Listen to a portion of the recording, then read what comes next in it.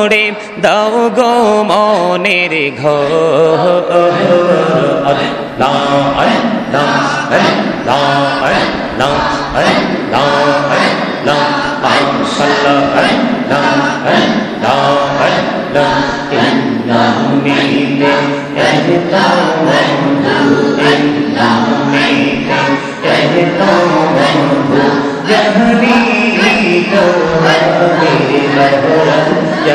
ইন্নানি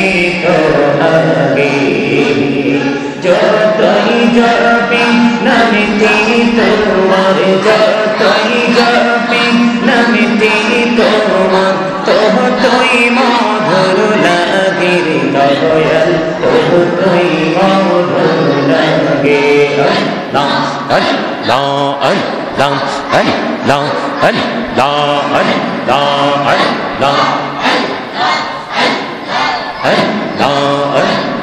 প্রেমেরা তোরে গনবি মেহরাজে যাইয়া দয়াল প্রভু দিলেন মেরাজ দয়াল প্রভু দিলেন মেরাজ মুমিনের লাগিয়া আল্লাহ আল্লাহ আল্লাহ আল্লাহ আল্লাহ আল্লাহ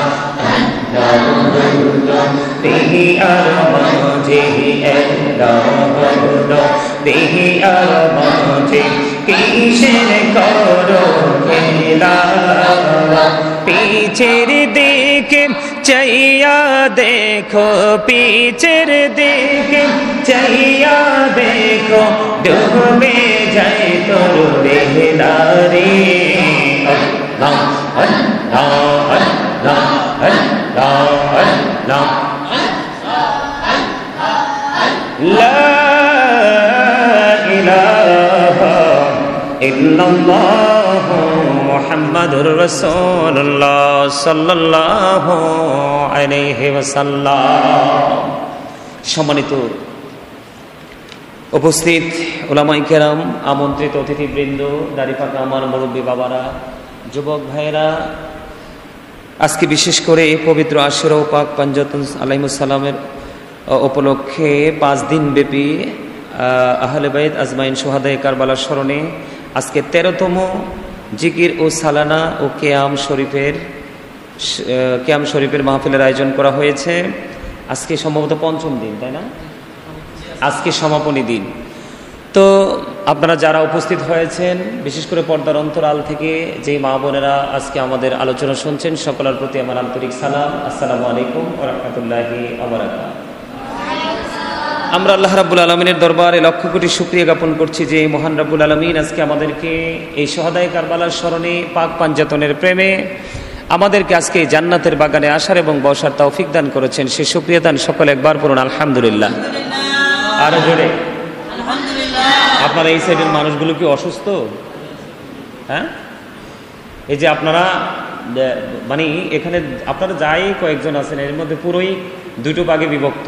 এই পাশে বাচ্চারা, ছোট ছোট বাচ্চারা এত সুন্দর করে দুরুদ পড়ছে, জিকির পড়ছে, কিন্তু বাচ্চাদের তুলনায় দুরুদ এবং জিকিরের কদরটা আপনাদের বেশি বোঝার কথা, কিন্তু আপনাদের জবান নাই। ব্যাপার কি? কথা না বললে তো আপনারা কৃপণ বোঝেন? কৃপণ আমরা গ্রাম চলিক ভাষায় বলি কিপটা মানুষ। কি মানুষ? কিপটা মানুষ। আল্লাহ যে মানুষগুলো পছন্দ করেন এর মধ্যে একটা হলো কৃপণ যারা, তারা। আর এদের মধ্যে সবচেয়ে মানে সর্বোচ্চ পর্যায়ের কৃপণ হলো ওরাই যারা আল্লাহর হাবিবের প্রেমের দুরূদ শোনার পরে তারপরেও জবানটা বন্ধ রাখে। এদের চেয়ে বড় কৃপণ আর কেউ হতে পারে না। তো আসলে আমরা প্রেম শব্দটাকে জবানেই রেখেছি, হৃদয়ে স্থানান্তর করতে পারিনি। এজন্যই কিন্তু আমাদের এই অসুবিধা। আজকের দিনে কিন্তু আমাদের কোনো কাজ নাই। পুরো বাংলাদেশটা একটা স্থবির অবস্থায় আছে না? এখানে সব মানুষের উপস্থিত হওয়ার কথা ছিল, কিন্তু মানুষের উপস্থিতি নেই। মানুষের মধ্যে একটা গেট আপ কাজ করে। কি কাজ করে? কিন্তু এই গেট আপ তো তাকে অটো সেট আপ করে দিবে। কথা বলে আমাদের একটা চরিত্র দাঁড়িয়েছে যে তাবারুকের সময় হলে উপচে পড়া ভিড়, এগুলো কিন্তু আসলে সভ্য মানুষের কাজ হতে পারে না। এগুলো কি সভ্য মানুষের কাজ হতে?